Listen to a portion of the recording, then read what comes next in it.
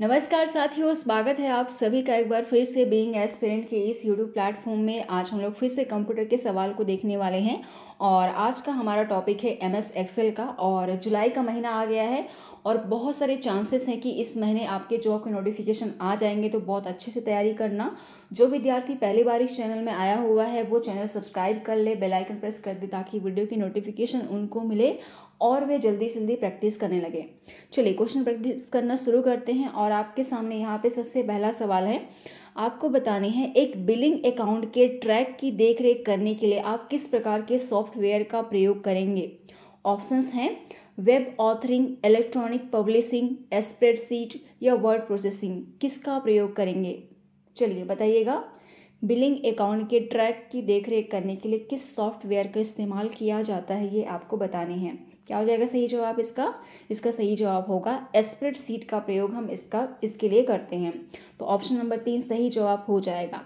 और एक बात यहाँ पे जान लीजिएगा, स्प्रेडशीट को यहाँ पे इलेक्ट्रॉनिक शीट भी कहा जाता है। वर्कशीट होता है ये, इसको हम लोग स्प्रेडशीट कहते हैं और इसको हम लोग इलेक्ट्रॉनिक शीट के नाम से भी जानते हैं। चलिए अगला सवाल देखते हैं।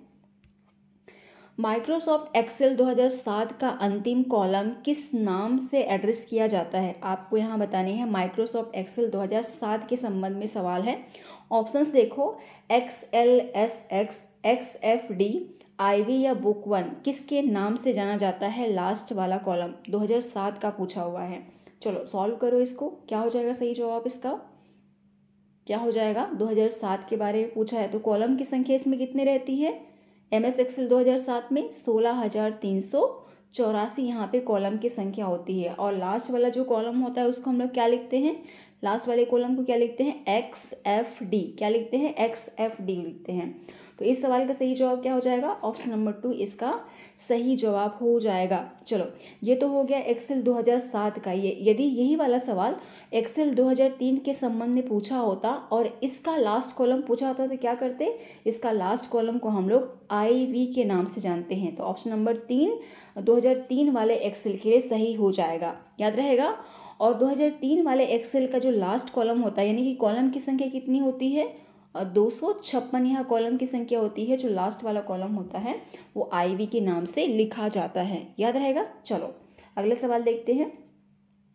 एक कॉलम टेक्स्ट सामान्यतः किस तरह अलाइन होता है? राइट, लेफ्ट, जस्टिफाई या सेंटर। आपको बताना है एक कॉलम टेक्स्ट सामान्यतः किस तरह से अलाइन होता है।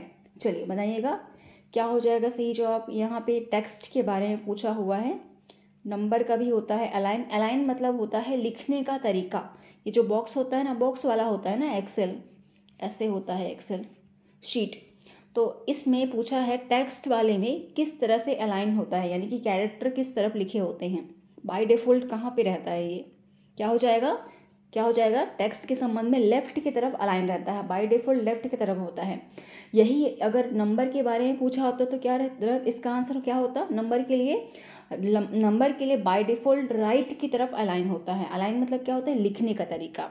तो ये वाले सवाल का सही जवाब क्या हो जाएगा? लेफ्ट इसका सही जवाब हो जाएगा। चलो अगला सवाल देखते हैं। एक्सेल में वर्कबुक किसका संग्रह होता है? डायग्राम, डॉक्यूमेंट, वेब पेज या वर्कशीट। किसका संग्रह होता है? एक्सेल में वर्कबुक किसका संग्रह होता है? अभी हमने पढ़ा ना, क्या था? वर्कशीट का संग्रह होता है। और वर्कशीट को क्या बोलते हैं? स्प्रेडशीट भी कहते हैं। स्प्रेडशीट को और किस नाम से जानते हैं? इलेक्ट्रॉनिक शीट के नाम से जानते हैं, याद रहेगा। चलो अगला सवाल देखते हैं। माइक्रोसॉफ्ट के एक्टिव सेल के कमांड को कौन डिस्प्ले करता है? Name box, align box, formula या टास्क पेन। कौन यहाँ पे डिस्प्ले करता है जो एक्टिव सेल को?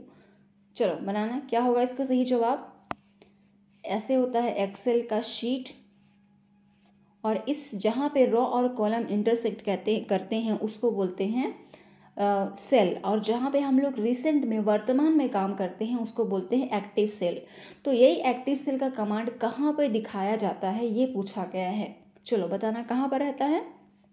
ऑप्शन नंबर 3 फॉर्मूला बार में आपको देखने को मिलता है। कहाँ पर रहता है? फॉर्मूला बार में, यहाँ पर, ठीक है। चलो अगला सवाल देखते हैं। स्प्रेडशीट में डाटा कैसे ऑर्गेनाइज करते हैं? Line and space, layer and place, height and width, पंक्ति और स्तंभ, क्या हो जाएगा इसका सही जवाब? स्प्रेडशीट का जो डेटा होता है कैसे ऑर्गेनाइज होता है, किस फॉर्म में ऑर्गेनाइज होता है, ये पूछा हुआ है। चलो बताना क्या हो जाएगा? रॉ और कॉलम यानी कि पंक्ति और स्तंभ में अरेंज होता है। याद रहेगा, इधर नंबर लिखे होते हैं ऐसे 1 2 3 करके, और यहाँ पे ABCD वाले होते हैं, तो रॉ और कॉलम में ये अरेंज होता है। हिंदी में पंक्ति और स्तंभ में ये अरेंज होता है। अगर पंक्ति की संख्या पूछेगा तो पंक्ति होती है 65,536, ये पंक्ति होता है। पंक्ति मतलब रॉ का संख्या होता है। और होता है स्तंभ, स्तंभ यानी कि कॉलम, कॉलम की संख्या कितनी होती है? 256 होता है। कितना होता है? 256 होता है, जो कि ABCD के नाम से लिखा होता है। ठीक है, याद रहेगा। चलो अगला सवाल देखते हैं। माइक्रोसॉफ्ट एक्सेल के स्प्रेडशीट का वह भाग जहां पर कार्य किया जाता है क्या कहलाता है? अभी मैंने बताया ना, जहां पे रॉ और कॉलम इंटरसेक्ट करते हैं उसको क्या कहते हैं? उसको क्या कहते हैं? उसको कहते हैं active cell.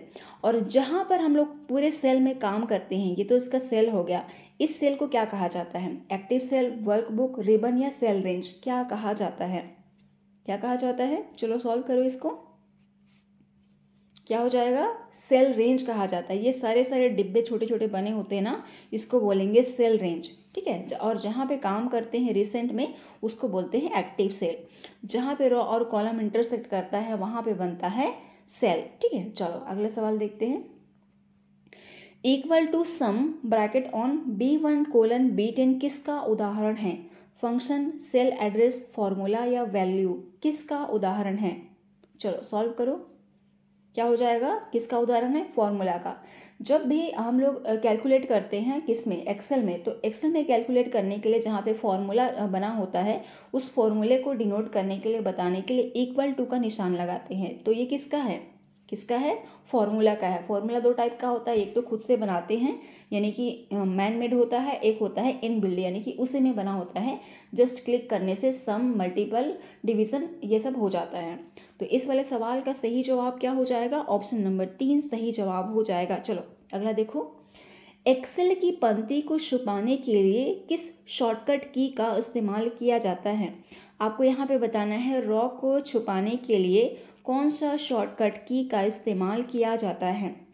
Ctrl+6, Ctrl+8, Ctrl+9 या Ctrl+A, किसका प्रयोग किया जाता है? चलो बताना क्या हो जाएगा इसका आंसर इसका। तो ऑप्शन नंबर यहाँ पे 3 सही जवाब हो जाएगा। Ctrl+9 को प्रेस करने से जो रो होती है वो छुप जाती है, हटती नहीं है, छुप जाती है। जैसे कि अगर मान लो यहाँ पे 3 नंबर का रो था और यहाँ पे 4 नंबर का रो था, अगर 4 नंबर में यहाँ पे और जगह इसको हटाना होगा तो Ctrl+9 प्रेस करेंगे तो यहाँ का डेटा जो है वो नीचे खिसक जाएगा और ये जो 4 वाला है ये खाली हो जाएगा।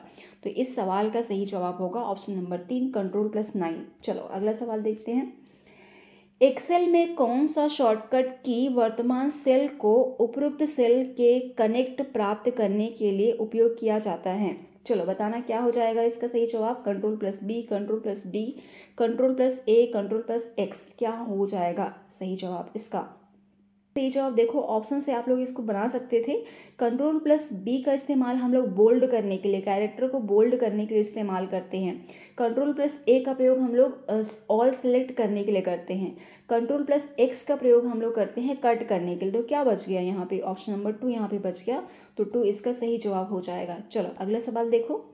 डैश 2 या 2 से अधिक सेल को कंबाइन कर एक सेल बनाता है। फॉर्मेटिंग, मर्जिंग, एम्बेडेड या सुप्लिंग, क्या कहलाता है? आपको बताना है। 2 या 2 से अधिक चीज़ों को मिलाना क्या कहलाता है? एक में मिलाना क्या कहलाता है? क्या बोलते हैं हम लोग? मर्ज बोलते हैं ना। मर्ज करना, 2 लोग को मिलाना, 2 या 2 चीज़ को मिलाना मर्ज करना कहलाता है। तो इसका भी क्या आंसर हो जाएगा? ऑप्शन नंबर 2 मर्जिंग हो जाएगा। मर्जिंग सेल 2 या 2 से अधिक सेल को कंबाइन कर एक सिंगल सेल बनाता है। ऑप्शन नंबर 2 सही हो जाएगा। चलो अगला देखो। MS एक्सेल उदाहरण है, किसका उदाहरण है? इनपुट आउटपुट डिवाइस का, एप्लीकेशन सॉफ्टवेयर का, ऑपरेटिंग सिस्टम का या सिस्टम सॉफ्टवेयर का, किसका उदाहरण है MS एक्सेल? चलो ये वाले सवाल शायद उस समय इसके बारे में डिस्कस किए थे कि लेयर्स होते हैं, 7 लेयर होते हैं जिसमें अलग अलग लेयर्स में काम करते हैं, उस समय इसके बारे में डिस्कस किए थे। चलो सॉल्व करो, क्या हो जाएगा सही जवाब इसका? क्या हो जाएगा? MS एक्सेल एक एप्लीकेशन सॉफ्टवेयर है। तो ऑप्शन नंबर 2 इसका सही जवाब हो जाएगा। चलो अगला देखो, जिस सेल में वर्तमान में काम करते हैं उसको क्या बोलते हैं? क्या पढ़ा था अभी हमने? एक्टिव सेल कहा जाता है। तो ऑप्शन से दूसरे सेल के बीच में आने वाले सभी सेल को क्या कहते हैं? Active cell, address cell, range cell या एड्रेस सेल क्या कहा जाता है? एड्रेस सेल 2 बार आ गया है। चलो बनाओ, क्या हो जाएगा सही जवाब? इनमें से कोई नहीं भी आप लिख सकते हैं। चलो क्या हो जाएगा सही जवाब इसका? क्या हो जाएगा? सेल रेंज कहा जाता है। एक सेल से दूसरे सेल के बीच आने वाले सभी सेल को सेल रेंज कहा जाता है। जैसे कि यहाँ पे सेल बना होगा, एक सेल से दूसरे सेल के बीच में आने वाले को सेल रेंज कहा जाता है। रेंज यानी कि जो लाइन में लगा हुआ हो। ठीक है, चलो अगला सवाल देखते हैं। माइक्रोसॉफ्ट एक्सेल एक ही एक्सेल डॉक्यूमेंट के वर्कशीट के बीच में मूव करने के लिए किस शॉर्टकट की का प्रयोग किया जाता है? Control plus page up, control plus page down, control plus tab या कंट्रोल प्लस F5 किसका प्रयोग किया जाता है? चलो बताना। यानी कि लास्ट वाले पेज से प्रारंभ वाले शुरुआत वाले पेज की तरफ आने के लिए किसका प्रयोग किया जाता है? किसका प्रयोग करते हैं? कंट्रोल प्लस पेज अप का प्रयोग किया जाता है। बाकी ऑप्शंस को भी देख लो। कंट्रोल प्लस पेज डाउन इसका प्रयोग जब प्रारंभ वाले से अंतिम वाले की ओर जाते हैं तब करते हैं। कंट्रोल प्लस पेज डाउन का प्रयोग, डाउन लिख लेना यहाँ पे। अब अगला है control plus tab. Control plus tab 2 excel फाइलों के बीच में ट्रांजिट करने के लिए, मूव करने के लिए कंट्रोल प्लस टैब का यूज़ किया जाता है। अगला देखो, control plus F5। Control plus F5 का प्रयोग किसका प्रयोग किया जाता है? किसी विशेष स्थिति को जानने के लिए, किसी विशेष स्थिति पर जाने के लिए इसका प्रयोग किया जाता है। किसका? कंट्रोल प्लस 5 का प्रयोग। चलो अगला सवाल देखते हैं। वर्कशीट का डिफ़ॉल्ट हेडर होता है user name, date and time, sheet name या वर्क स्पेस क्या होता है? चलो बताना क्या हो जाएगा।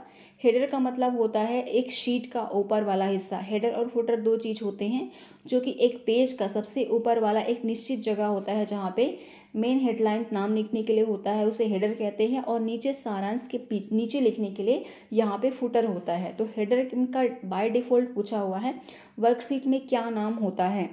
चलो बताना क्या नाम होता है? सीट नेम होता है। तो ऑप्शन नंबर 3 सही हो जाएगा। चलो अगला सवाल देखते हैं। माइक्रोसॉफ्ट एक्सेल में प्री प्रोग्राम्ड फॉर्मूला का एक अन्य नाम क्या है? रेंज, ग्राफ, फंक्शन, सेल क्या हो जाएगा? प्री प्रोग्राम्ड फॉर्मूला का अन्य नाम क्या है? चलो बनाना क्या हो जाएगा इसका सही जवाब? क्या हो जाएगा? रेंज हो जाएगा। माइक्रोसॉफ्ट एक्सेल के प्री प्रोग्राम फॉर्मूला का एक अन्य नाम रेंज है। तो ऑप्शन नंबर 1 सही हो जाएगा। चलो अगला सवाल देखो। एक एक्सेल वर्कशीट का नाम बदलने के लिए किया जाता है। चलो पढ़ो इसको, क्या हो जाएगा इसका सही जवाब बताइएगा। कंट्रोल कुंजी को पकड़े हुए वर्कशीट टैब पर क्लिक करें और एक नया नाम टाइप करें। सेव एज ऑप्शन का फाइल मेन्यू से चयन करें। वर्कबुक को सेव करते समय फाइल नेम के अंत में क्वेश्चन मार्क जोड़ें। वर्कशीट टैब पर डबल क्लिक करें और नया नाम टाइप करें। क्या हो जाएगा सही जवाब? एक एक्सेल वर्कशीट का नाम बदलने के लिए क्या कर सकते हैं आप? चलो बताना क्या हो जाएगा सही जवाब इसका? क्या हो जाएगा? ऑप्शन नंबर 4 यानी कि वर्कशीट टैब पर डबल क्लिक करेंगे और नया नाम लिखेंगे तो वर्कशीट का नाम बदल जाएगा। चलो ऑप्शन नंबर 4 सही जवाब हो जाएगा। अगला सवाल, वर्कशीट के डेटा के ग्राफिकल एवं पिक्टोरियल प्रेजेंटेशन के लिए किसका प्रयोग किया जाता है? मतलब कहाँ पे ये वाला ऑप्शन रहता है आपको बताना है। चार्ट में, एक्सेल में, वर्कशीट में, फ्लो चार्ट में, किस पे रहता है? चलिए बनाइएगा। आखिरी सवाल है, उसके बाद इस वीडियो को एंड करते हैं। क्या हो जाएगा सही जवाब इसका? ऑप्शन नंबर 1 इसका सही हो जाएगा। चलो तो चार्ट इसका सही जवाब हो जाता है। और इस वीडियो को हम लोग यहीं पे एंड करते हैं। अभी आपके पास समय है, अच्छे से पढ़िए। जो भी वीडियो मैंने आपको दिए हैं अच्छे से रिवाइज करिए। बहुत ही इंपॉर्टेंट क्वेश्चन को हम लोग ने सॉल्व किया हुआ है। और यदि आप नए हैं इस चैनल में, पहली बार आए हैं, तो चैनल को आप सब्सक्राइब कर लेना, बेल आइकन प्रेस कर देना, और ताकि वीडियो की जानकारी आपको मिल जाएगी। बहुत ही हमारा पुराना है, अगर आपको वीडियो पसंद आती है तो आप उसको लाइक कर दीजिएगा। चलिए आपको अगले वाले वीडियो में, तब तक के लिए थैंक यू सो मच।